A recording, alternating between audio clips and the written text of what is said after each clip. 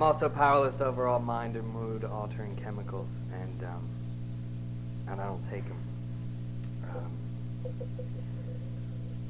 I am glad to be here. I'd like to thank the committee. I'd like to say that I am, but I'm not, because I know what people do at young people's conferences when you say you're nervous.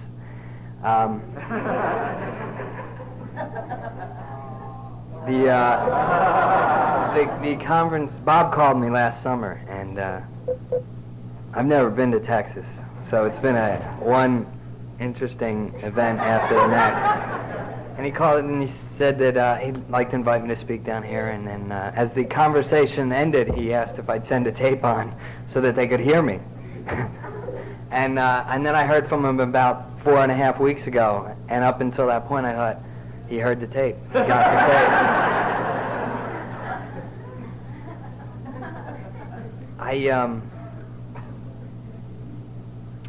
I once heard, and I don't know if it's true because I've never been here before, but I heard a guy speak in Florida a number of years ago, and he said that he had been sober since such and such a date, and I've been sober since February 14th, 1980. And he said that that in Texas, if you didn't mention your sobriety date, it was probably because you didn't have one. And I've always told that story as if they really did that in Texas, and now I'm in Texas, and I don't know if you guys do that or not, but it's a good story, so I'll keep telling it. I've never let the truth get in the way of a good story.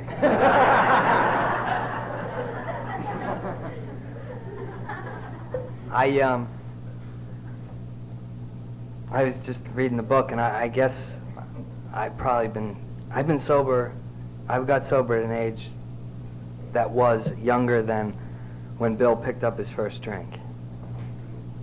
And I got sober in Philadelphia, which is one of those two cities mentioned that gave birth to young people's groups. I got sober in a group that it was the second meeting I went to, actually. It was a meeting of the Paoli Young People's Group, and it was in the basement of a church, and it was in a small room, and there were people sitting on the floor and on stuffed chairs and on couches, and I just thought it was the most amazing thing. I was born in 1963. I wished I'd been born in 1953 because I always felt like I was 10 years behind everything, you know. I was talking about Woodstock in 79. I was talking about Kent State in 81. I was talking about the fall of Saigon in 83. You know, everyone was walking around looking at me like, hey man, back off, you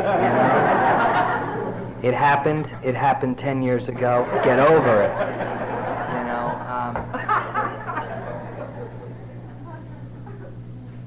And I got to that meeting, and I just, I couldn't believe it. It was like everything that I wanted people to be doing, they were doing there. And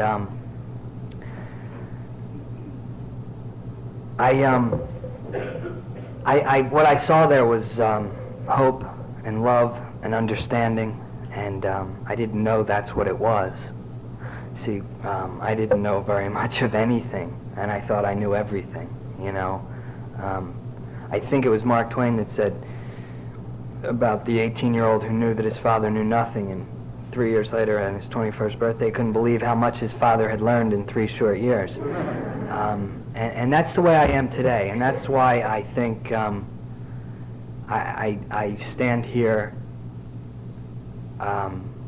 quietly. I'll talk, but no, I'm not going to talk. I'm just going to stand here for 1 hour.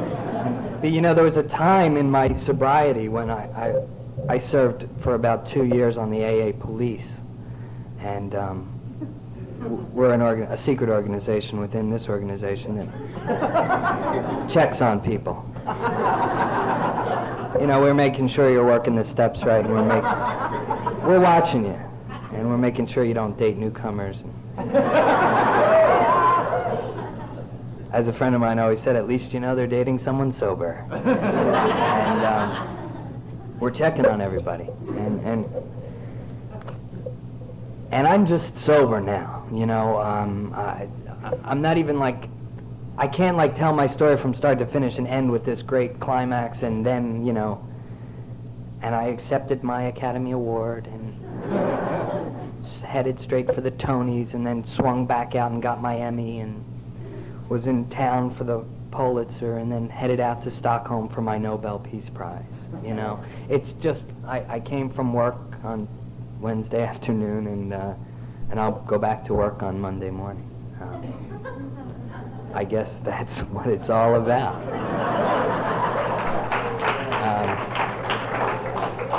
I used to, you know, in the big book it says somewhere, and I can't quote the big book anymore, because it's written down. Why memorize it? That's stolen directly from Sunday morning speaker, and I hope he'll forgive me, and I hope he's not here yet. I thought I could tell all his stories, and then when you heard them on Sunday, you'd think they were mine. It says that spiritual recovery always precedes financial recovery. It never follows. So I used to pray to God hoping he'd give me a better paying job. And then I had a sponsor who told me if I wanted money, I should go to work, not to prayer. And I've done that. I found out I can work at a job that I don't like, and I can do it without making everybody miserable. Not every day, but I can do it once in a while. I picked up my first drink when I was 9 years old because that was the first time somebody offered me a drink. You know, this is totally egotistical, but I think that you've all listened to my tape from Oklahoma, which is the only tape I have, so I shouldn't tell the same story. But I can't find one more interesting, so I guess I'll have to tell it again. You guys come on in, there's a bunch of empty seats up in front. People who did hear my tape. I didn't pass it around. I heard someone say once that they could have used a drink on the way to kindergarten, and that's how I felt. I could have used it and would have taken it had it been offered. But I was 9, and I drank, and I got drunk, and I got sick, and I threw up in my sleeping bag, and my cousin made me sleep in it for a week so he wouldn't get busted. So I quickly got into the glamour side of drinking. It was Carling Black Label, and the deal was I could drink as much, I could take as big a sip as possible. I was only allowed to open beers for my cousin and his 2 friends. Wasn't allowed to have my own because I was young. But I could have 1 sip off of each beer. So I realized the idea was to drink as much as possible in my 1 sip. And I got drunk, and I liked that. I never felt so comfortable. I never felt so much a part of. And I walked up to some guy that was walking his dog near the field we were drinking in, and I put my arm around his shoulder and said, "Get bent." And I don't know what that means today, but I liked the sound of it then. I still kind of like the sound of it, and that's what alcohol did for me.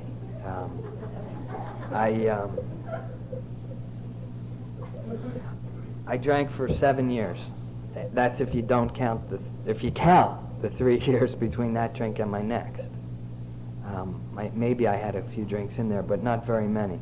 I did my drinking quickly.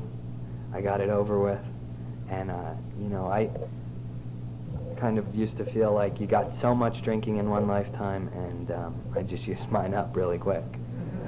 I don't know if the day I came to Alcoholics Anonymous was a day after an accident, a car accident. I hit a Catholic priest. I was kind of raised Catholic until my mother was going to be a nun. She was in the convent for 9 months. When she came out of there, that was about it for her spiritual life for a long time.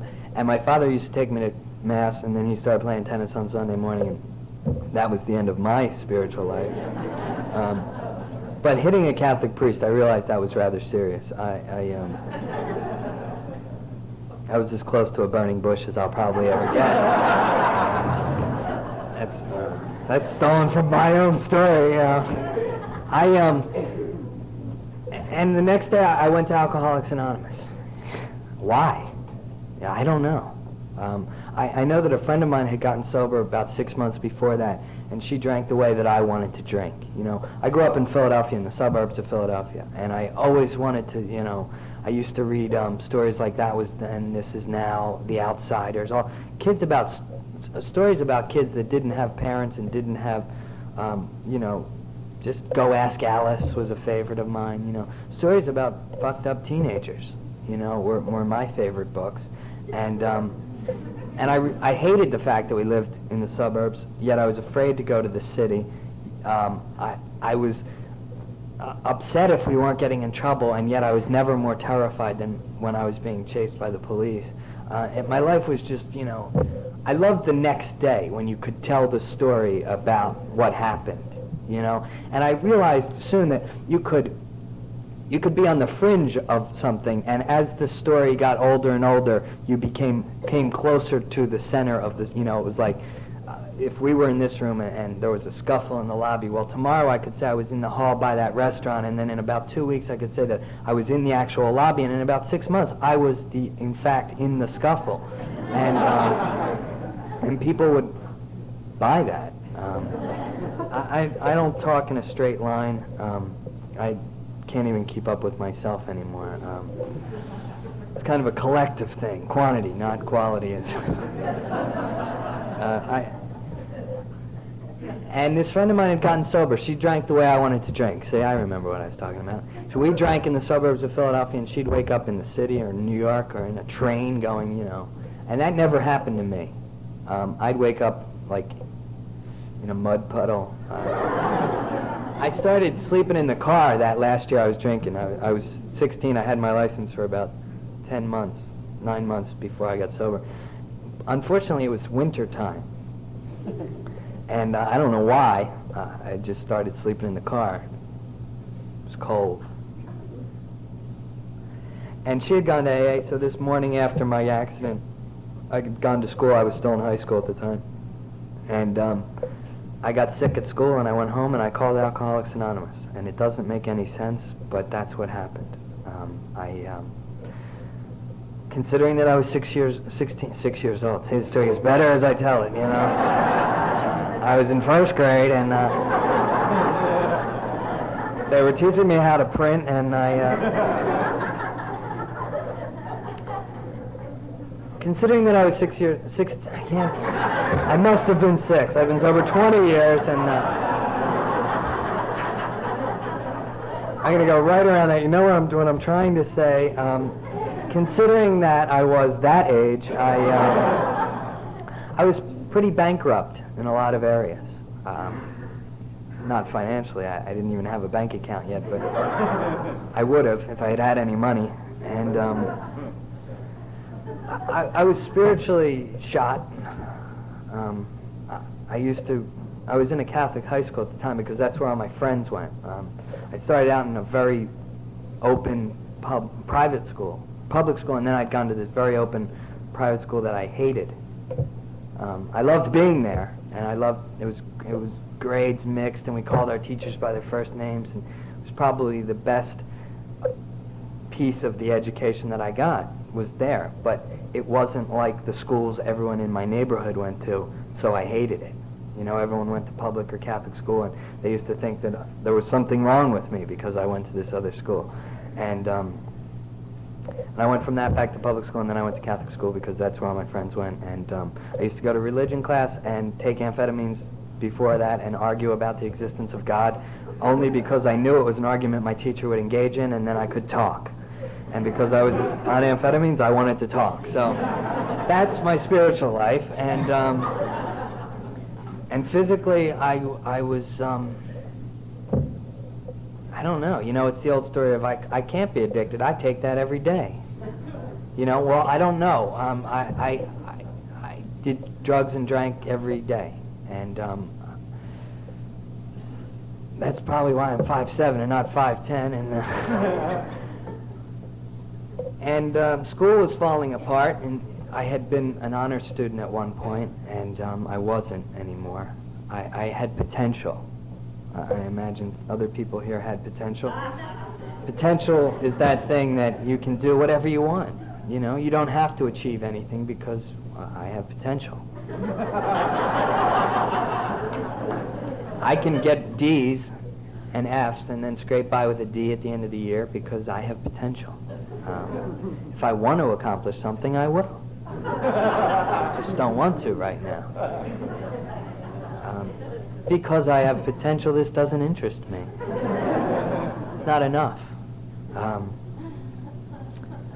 And school was that. And I had this accident, and I called Alcoholics Anonymous, and I remember, I thought what the woman said was, if you get here by 12:30, this was about 10 o'clock in the morning, I'll take you to a board meeting. Now, since we don't have board meetings, I guess that wasn't what she said. But I thought, board meeting? I'm not even a member yet. You can't show me the inner workings of the organization at this early date. So, of course, I got there about 2. And all I remember is walking into this clubhouse. This clubhouse is on the second floor of a storefront, and it's...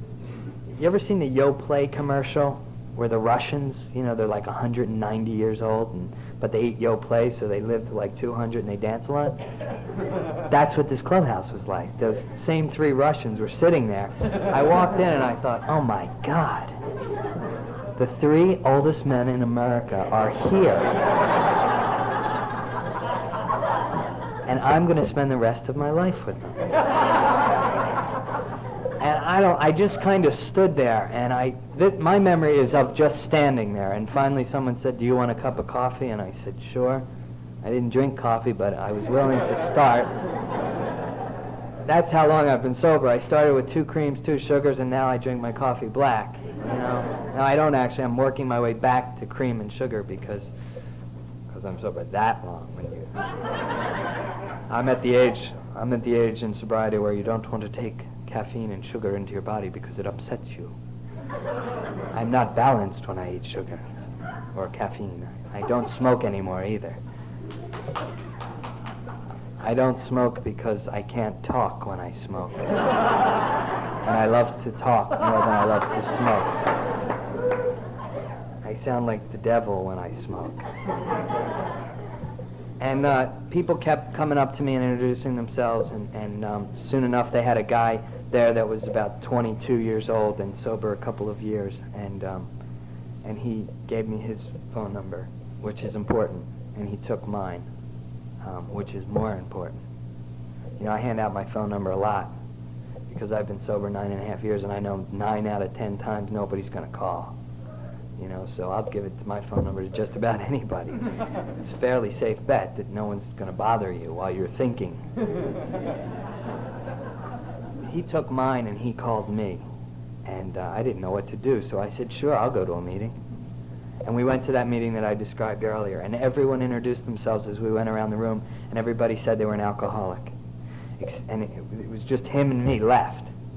And I wasn't an alcoholic, so I didn't know what I was going to say. And it got to him, and he just said, my name's Paul. And I was off the hook. I just said, my name's Chris. And I listened to them talk for a while, and I started to share, and of course, I raised my hand at my first meeting. I had realized the inner workings of Alcoholics Anonymous and was ready to share about it.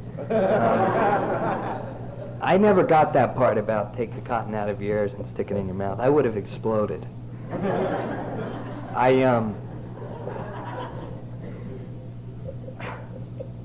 need support, it says up here. No, not me, these meetings.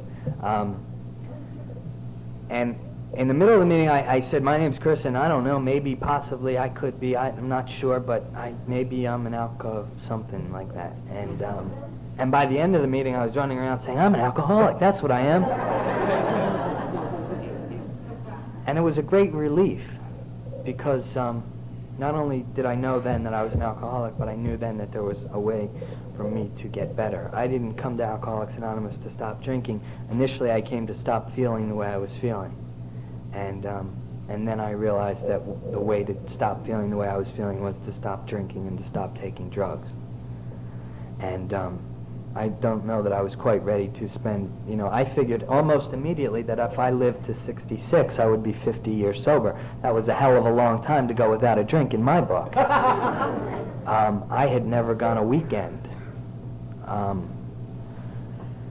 So I don't know that I was, oh God, it was scary, and what am I going to do at my graduation? What am I going to do at my wedding? What am I going to do at a red light? What am I going to do?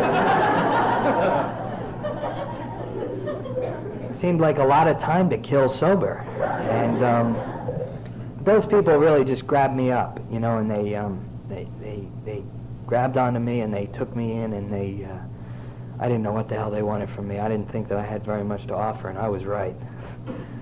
But they did it anyway, and God, I remember driving around Friday, Saturday night, with these old people, like 28, 29 years old, listening to Motown, and I didn't know what the hell that was. I didn't know. I was strictly into the Grateful Dead, and I didn't even listen to radio because they played other songs.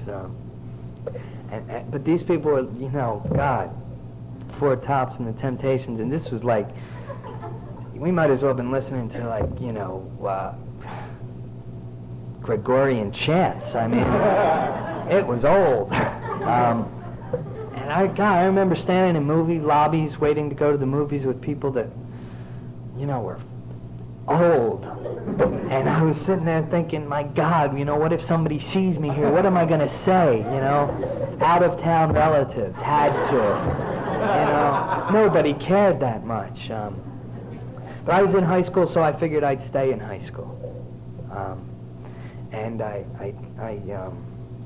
just started going to a lot of meetings, but I lived from Wednesday to Wednesday. I knew if I could get back to the Paola Young People's Group, everything would be all right. And I asked that guy to be my sponsor after a couple of weeks, and he said he had to check with his sponsor. We used to drive to the meeting, and I didn't have a car because I had destroyed the car the night I got sober. It wasn't my car to begin with. I used to say things like that. I destroyed my car. I destroyed my mother's car. I punched a hole in my wall. I punched a hole in my mother's wall. I needed, I don't make enough money. I don't have a big enough allowance is what it boiled down to. I didn't make jack shit that year. No need to file income taxes if you don't work. If there's no income, don't worry about it. I never thought I was going to move out of that house. I thought that I would just live up there forever.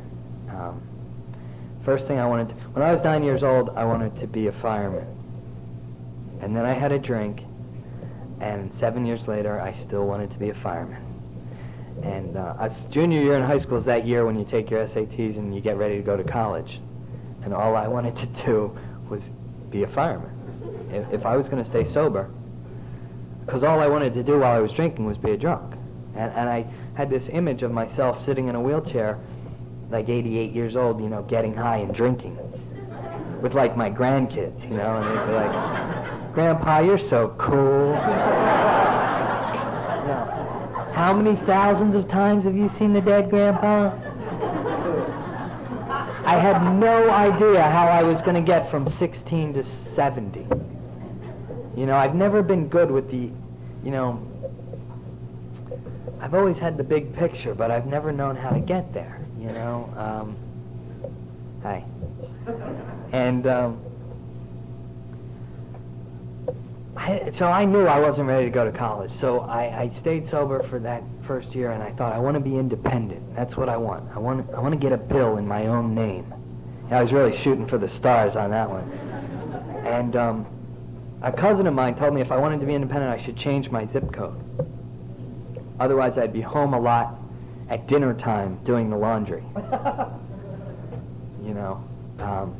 And so when I got sober in February of 1980, and in December, the following December, a friend of mine, I used to hang out with these three people, and a friend of theirs was coming up from Florida for Christmas, and God, I thought, they're going to just dump me. They're going to, as soon as their friend gets into town, I'm never going to see him, and, I hated this guy that was coming up from Florida because he was going to take my friends away from me. And he came up, and of course, they did dump me, and they never saw, no. Of course, they just, kind of brought me along still, and we were going to take him back to the airport, and the airport was closed because of fog, so we decided to drive to Florida. And they kept saying they were going to take me, and they said, you know, we're going to drop you off and pack some clothes. And my parents were out of town. They wanted me to call my parents, and I knew they were just going to leave me. It was just a ploy to get rid of me, you know. So I didn't pack or call until I saw their car again. And we went down to Florida, and that's when I thought, man, this, you know, there were young people down there. In Philly, there was like a couple of people that were 21 and had been sober. Now, when I was 16, 21 was like middle age. And then like 23 was like old age, and like, you know, don't trust anyone over 30. And we went down there, and it was like sunshine and tan and big meetings, and lots of young people. So I decided that's the zip code I was going to adopt, and I went back up to Philly, and I graduated from high school, and I moved back to Florida. I moved to Florida, and graduation was fun. They gave me an award because I was at that. You know, I had a year of sobriety, so I knew everything, and I was speaking at a lot of high schools and, you know, spreading the disease. But it was a well-intentioned effort, and I probably made more sense then than I do now. But they gave me this award, which, you know, they like called me out of class or something, and I was sure they were going to tell me I wasn't able to graduate. Just for the hell of it, you know, just because you're you won't be able to graduate. And they told me to go sit in the front.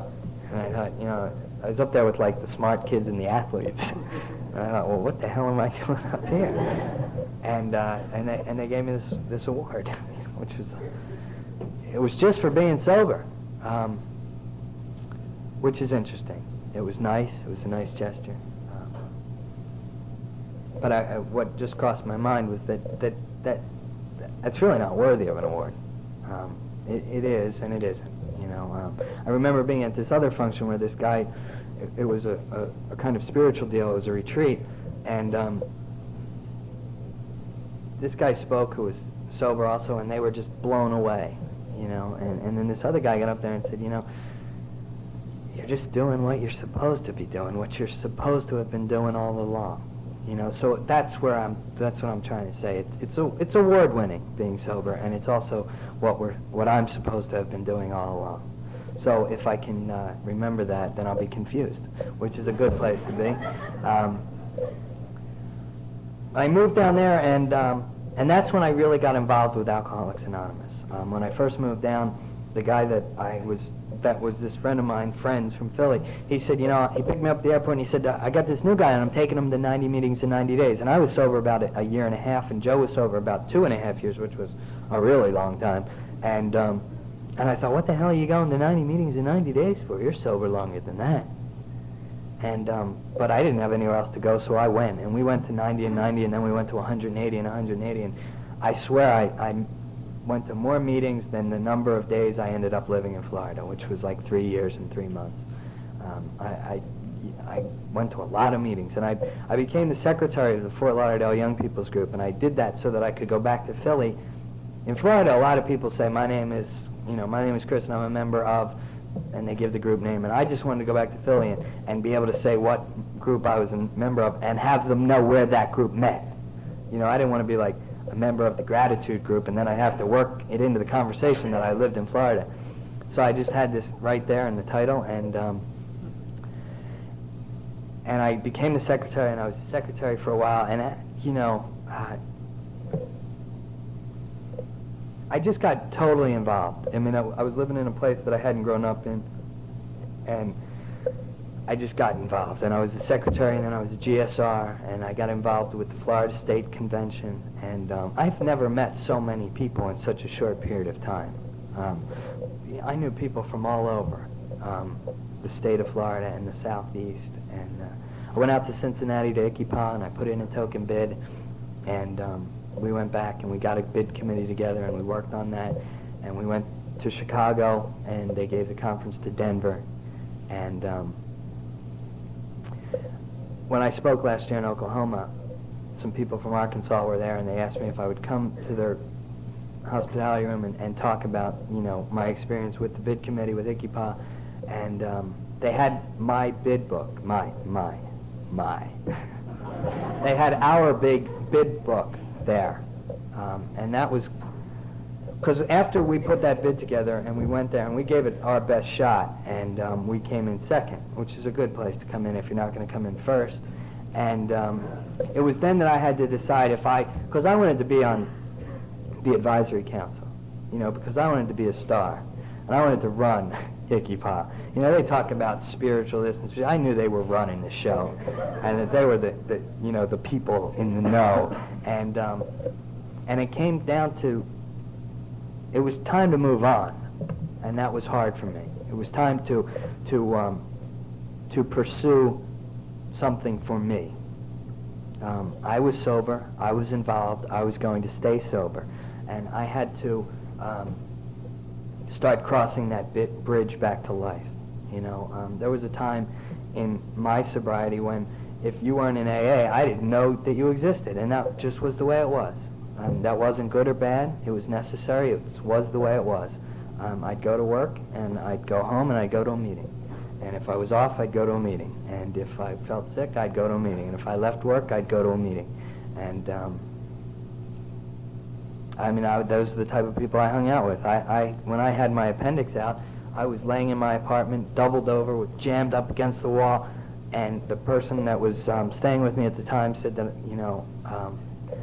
she was from out of town, and some of my friends came over, and they said, she was my spiritual advisor at the time, and they all went to a meeting. They left me sick in bed, dying, and they went to a meeting, and they said, if you still feel bad when we get back from the meeting, we'll take you to the hospital.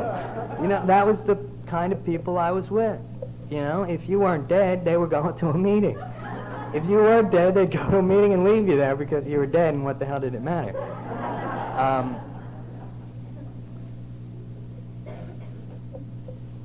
And I moved back home to Philadelphia. I had decided that what I wanted to do was be an actor. I decided that because I'd go to the movies every Friday night and want to be whatever I saw in the movies. And, which probably isn't. All the people I know, they're like, oh yeah, I've always wanted to act all my life. And I didn't, but I didn't know what else. I thought I had wanted to be a therapist for a while. And I actually did that. I worked in an abuse shelter for runaway kids and in a drug program for about 18 months total. And when I stopped, my eye twitched, and I was starting to drool a lot. And I thought, I'm working myself into retardation. I'm going to end up with no mind at all, and people are going to have to take care of me. So I should stop this. What happened was I took a 5-week vacation. I came back, and 2 weeks later, I was ready to explode. And my boss said, do you want another vacation? And I thought, at this rate, I'll take more vacations in a year than I'll be at work. And I resigned. And I had made this decision, and I moved back home, and I started taking class. And I studied in Philadelphia for a couple of years. And then I moved up to New York. First I got into a school in New York, and when I was in high school, I would use my alcoholism as a way of handing in a term paper a week late. I'd go up to the teacher and I'd say, I'm an alcoholic. And I'd look up and peek, and if that really wasn't working too well, I'd throw in that I'm a drug addict too. And I can't do my term paper this week. I can do it next week, but I can't do it this week. And most of the time that worked. So when I got to school, when I got back to school in New York, this school was a rather simple school. It had a 1-page application, and it took me 9 months to fill that application out. The process of getting in was to apply by filling out the one side of 1-page application, put that application in an envelope, send it to the school, schedule an audition date, audition, and then be told whether or not you got in. So I had to find the right pen, and then decide the color of ink, and then figure out, should I print or write? Yeah, because what's going to appear more confident but not arrogant, you know? Which order should I write my references down in? Alphabetical, or the order that I met them, or the order that they appeared in the brochure, because they were both teachers there. And it took a lot of time. And I kept thinking, you know, if I don't apply, if I don't audition, then potential comes back into it. I could have gone there, but I chose not to. But I applied.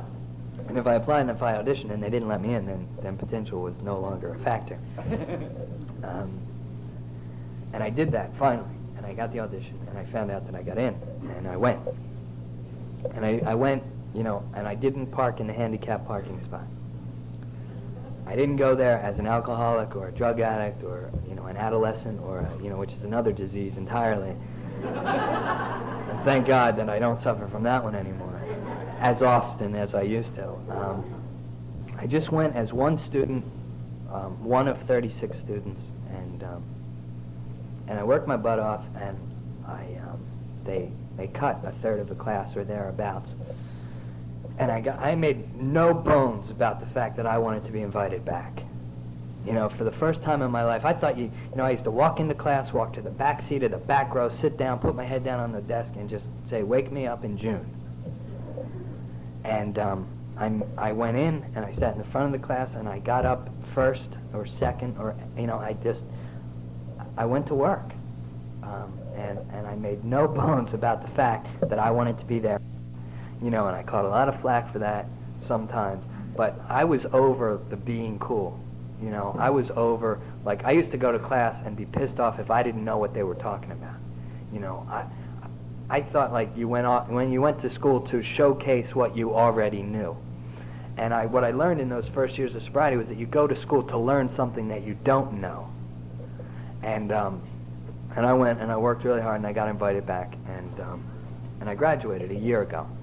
And see, when in Oklahoma last year, that kind of made a nice little story right there at the end. Boom, you know, it had just happened, and I could give numbers, and, you know, 700 people auditioned, and only 36 got in, and, you know, that, I know what that sounds like, and that's why I said it.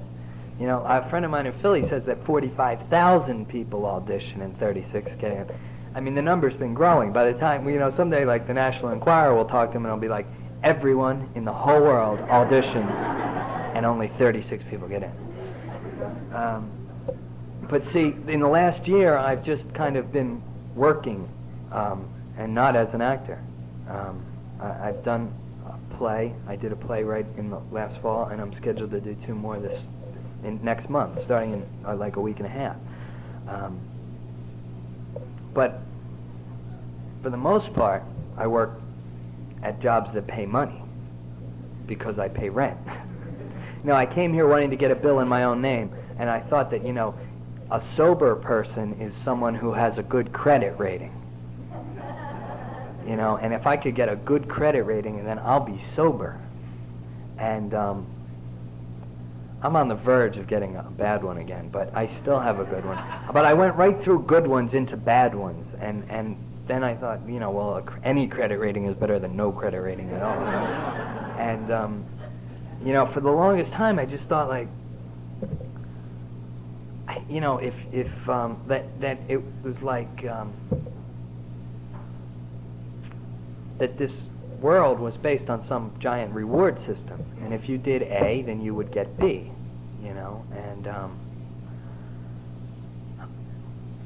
and I came here believing that what was right and what was wrong, and that was it. There was no middle ground, you know, and that's the kind of attitude that will get you on the AA police force, and you'll figure out who's doing right and who's doing wrong, and you'll tell everybody else, and it's just not that clear to me anymore.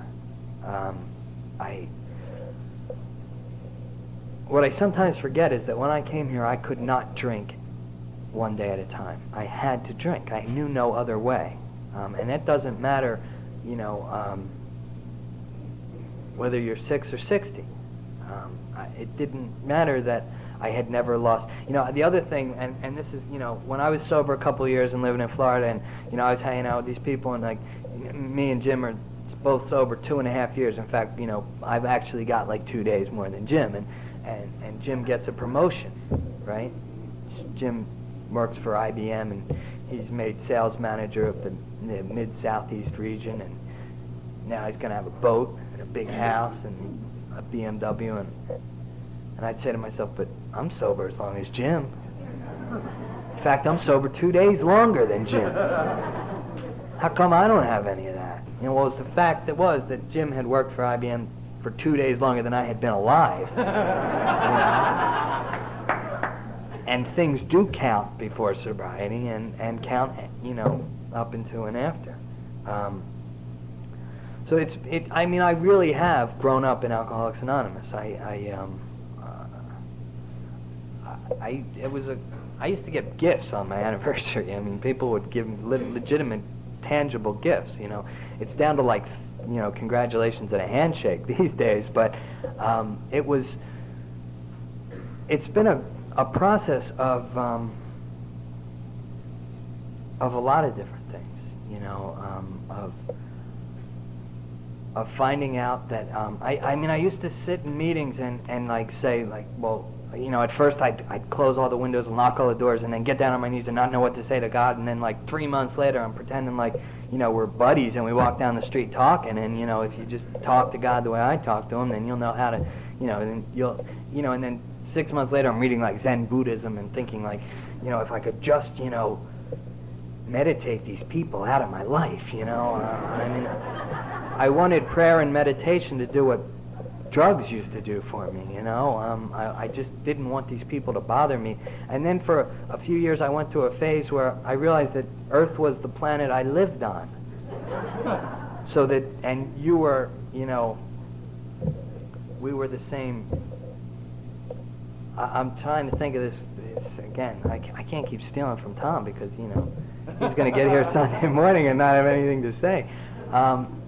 But we were, that you were my people, essentially, and that this, that there were, and this is what I had. This is it, and I started reading books, and I started looking at paintings, and I started sitting in parks, and I started looking at things of this earth and things that we've done, not just us, but the people that have lived before us, and really, got off on that.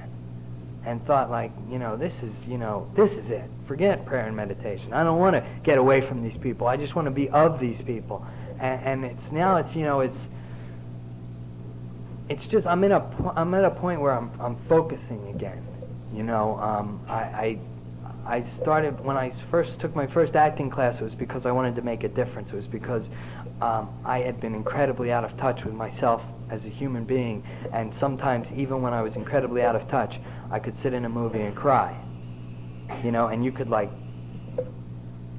I hate using illusions like this, but you could, like, step on my dog in front of me and I wouldn't care, but I could, like, sit in a movie and be touched by something that was outside of, had really nothing to do with me, and that's why I want to do it, and it, in studying and in working at that, I got away from that, and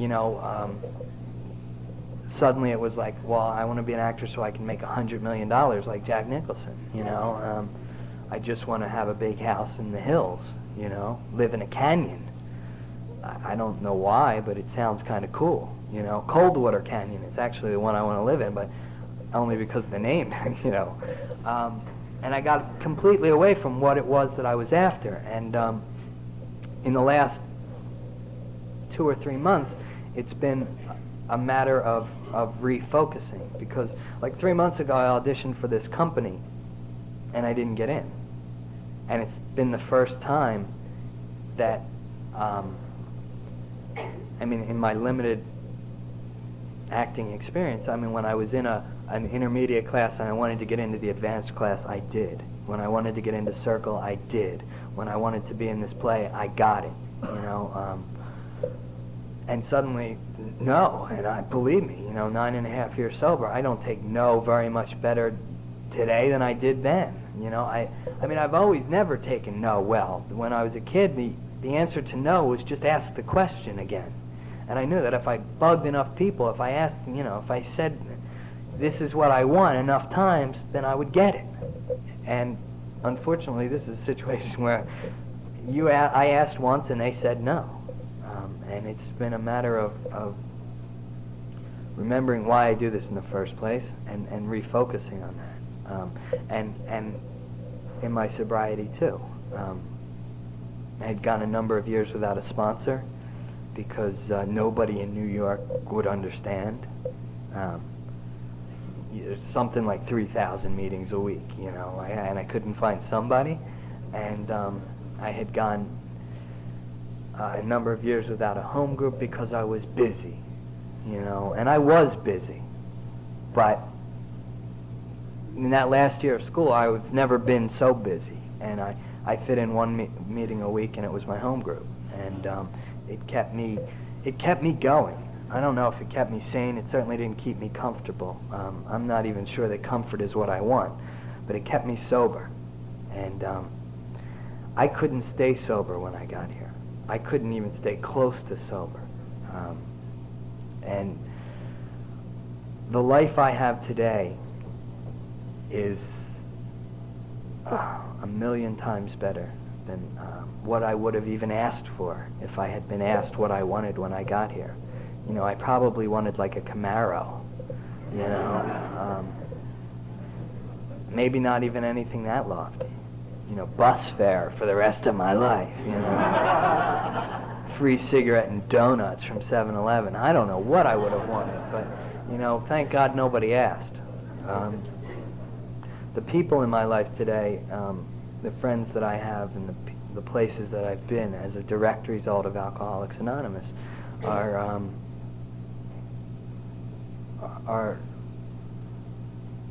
they're it,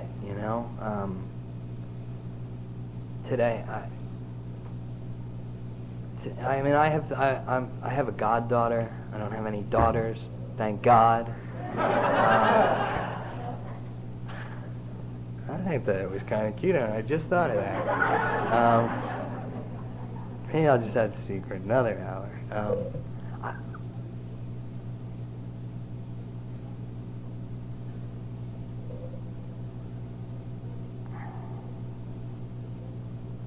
There's this story that I heard a number of years ago from a guy that's from out in California, and it's about a fishing village, and there's this one guy that doesn't fish, right? And he just walks down to the docks at night, and he says, "Hey," to the fisherman. He says, "Hey, give me a piece of fish." And they'll throw him a fish, and he'll walk off, and he'll cook his fish, and he'll eat it, and then the next day, he'll just go back. And one day he comes up to this fisherman, and he says, "Hey, give me a piece of fish." And the guy says, "No." He says, "What do you mean? Just give me a piece of fish." And the guy says, "No." And the guy looks at him like, you got like thousands and thousands of fish there. Just give me a piece of fish. And the guy says, "I'd love to, because you're a real drag, and I'd like to see you move along, but I can't do it. I'll teach you how to fish, but I won't give you a piece of fish." And the guy says, "Nah, I wouldn't want to inconvenience you. I don't want to put you out. Just give me a piece of fish." And that's all I wanted. That's all I've ever wanted was a piece of fish. And I've been blessed with people in my life that wouldn't give me a piece of fish. They insisted on teaching me how to fish. And I don't know why, because, sometimes I just think, like, why do I always get the one guy that's going to give me a hard time? Like other people are like, we've met, and then we've just been in love forever, and, we're just happy. And I meet the guy that's like in a bad mood, having a bad day, and wants to like teach someone something, And it's just always seemed to work that way. Oh, I get it. That's the non-smoking section. That's why nobody's sitting there. See? Stay around long enough, you pick these things up. A friend of mine says I have a great perception for the obvious.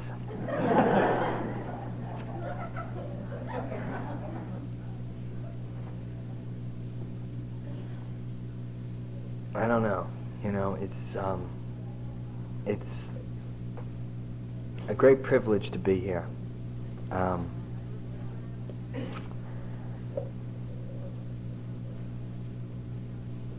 And that is something that, you know, wouldn't have registered with me. For the longest time, I just tore through my life and through my sobriety, and I expected a lot, and I got a lot, and I expected more than I got, and just kind of banged away, and you know, bumped into a lot of people and pushed a lot of people, and just kind of, I mean, I wanted it all. You know, Timothy Leary used to say that if you're a Volkswagen, don't take rocket fuel. You know, he was referring to acid and people, and I always figured, if you were a Volkswagen, and I was, just strengthen yourself, reinforce the weak spots, and then you can take rocket fuel. And that's what I've tried to do. That's what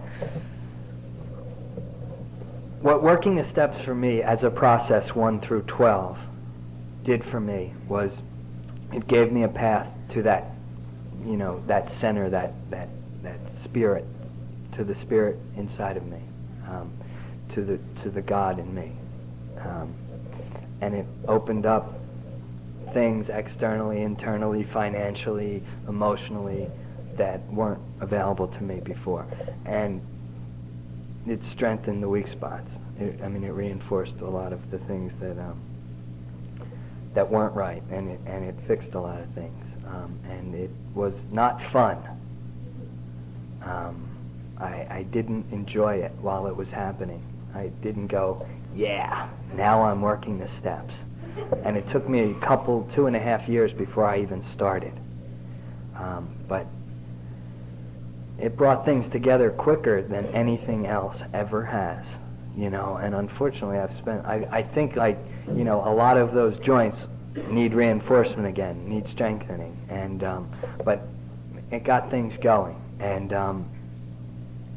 I remember hearing people say, you know, we can have it all, you know, and thinking, you know, I remember hearing a guy talking about that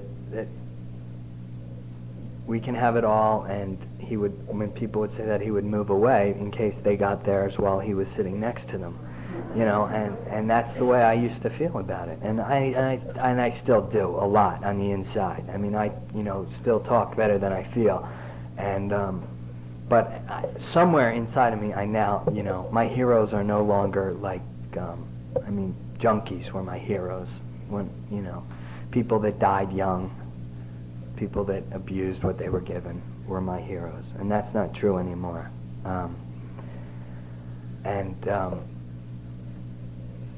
You know, today I want life. Today I choose life. Today I stay sober because of the possibilities. But it's unfortunately quite real. I mean, I know that, you know, nothing, that today will lead to tomorrow, that you know, things extraordinary have taken on a new scale, you know, and the little things have taken on a new perspective. What Alcoholics Anonymous does for me today, and is, at its best, it brings me here now.